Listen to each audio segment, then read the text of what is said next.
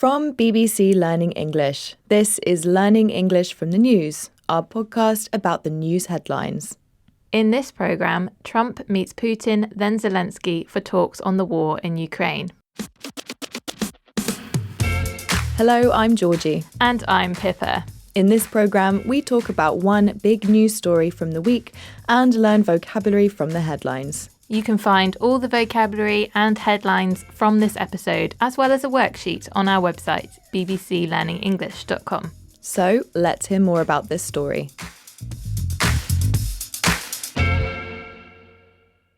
President Volodymyr Zelensky returned to the White House on Monday to meet US President Donald Trump for new talks aimed at ending the war in Ukraine.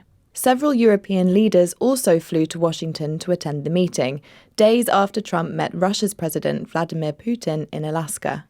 The leaders discussed a possible security guarantee, which would involve European countries and the US helping protect Ukraine if a peace deal was reached with Russia. OK, let's have our first headline. This one is from BBC News. What both sides want from crunch talks at the White House. That headline again from BBC News. What both sides want from crunch talks at the White House. So this headline was written before the talks between Zelensky, Trump and European leaders took place. And the talks are described as crunch talks. Yes, crunch talks are discussions that are urgent and important, usually diplomatic talks or negotiations, like the ones happening between government leaders about the war in Ukraine. Crunch, in the context of this headline, means a difficult situation where a decision or action is needed. And we see this meaning in crunch talks. The talks are trying to achieve a decision or action. We also use crunch in a similar phrase, crunch time. Crunch time refers to the moment where a decision needs to be made about a difficult situation. So in the story, we could describe the meetings between leaders as crunch time for the future of the war in Ukraine. Now, the phrase crunch talks is often used in news stories, but not so much in everyday speech. But crunch time is used quite commonly when we're speaking. We've had crunch talks, important and urgent discussions. For example, the company is in crunch talks with investors about funding for the future. This is Learning English from the News, our podcast about the news headlines. Today, we're talking about meetings aimed at ending the war in Ukraine. As we've heard, Trump met with Zelensky and European leaders to discuss the war in Ukraine, a few days after his meeting with Putin in Alaska. Donald Trump says he doesn't believe a ceasefire between Ukraine and Russia is necessary to end the war, and that an agreement can be reached between the countries whilst fighting continues.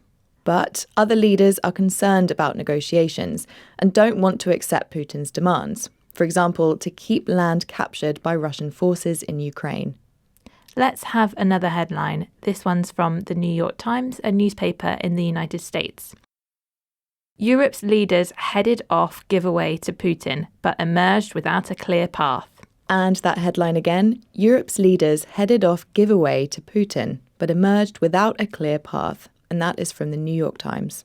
This headline is about negotiations to end the war in Ukraine. We're interested in the phrase headed off. What does it mean to head something off, Georgie?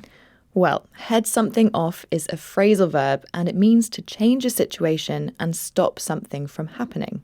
Right, so in the headline, Europe's leaders headed off giveaway to Putin.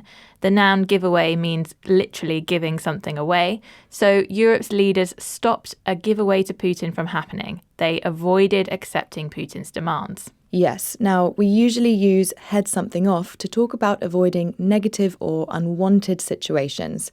So for example, a government might intervene to head off economic disaster, or a company might offer a pay rise to head off a dispute with employees. Note that head something off is quite different to the phrasal verb head off. If you head off from or to somewhere, it just means that you leave. We've had head something off, stop something from happening. For example, the property developers organised a meeting with residents to head off any problems with their building plans. This is Learning English from the News from BBC Learning English. We're talking about the war in Ukraine. President Zelensky called the talks with President Trump significant. Following talks, Trump has suggested that Zelensky and Russian President Putin could meet to discuss an end to the war.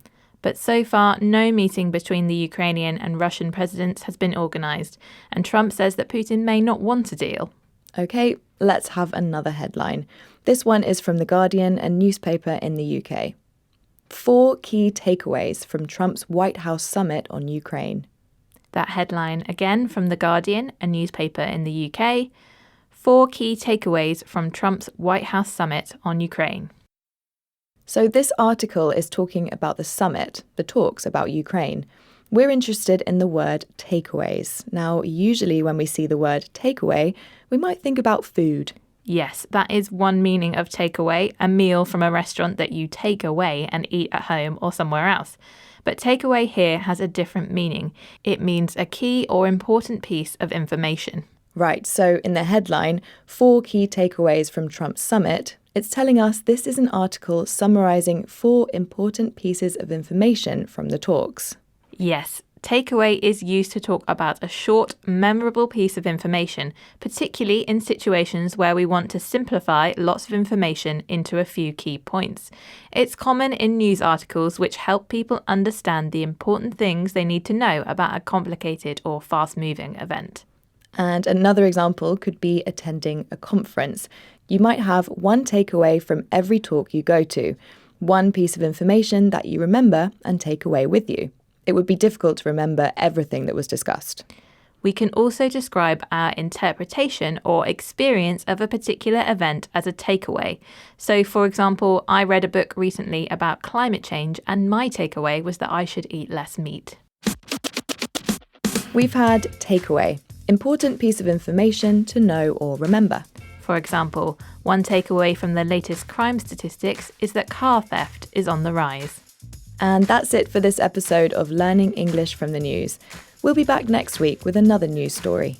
Learn more phrasal verbs with Georgie's series, Phrasal Verbs with Georgie, on our website, bbclearningenglish.com. And you can also find us on social media. Just search for BBC Learning English. Bye for now. Goodbye.